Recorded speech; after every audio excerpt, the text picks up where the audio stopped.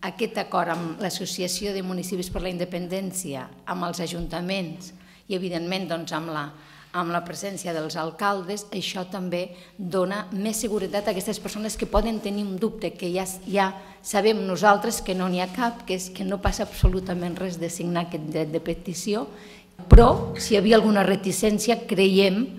que aquest acord amb l'AMI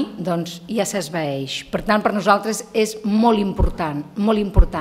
repeteixo, un salt qualitatiu poder arribar a la majoria de la població catalana que vulgui signar aquest dret de petició. Tots pensem i tots tenim al nostre cap quan anem a votar, que anem a votar en edificis dels municipis institucionals, a les escoles, allà on siguin, als col·legis electorals, que són municipis institucionals. Doncs aquest dia també el vot es farà en edificis institucionals per assegurar que per donar la imatge que això és dintre de la normalitat d'una votació qualsevol que es fa en qualsevol democràcia moderna. Per tant, serà jo crec una acció molt important que normalitza també en part del procés.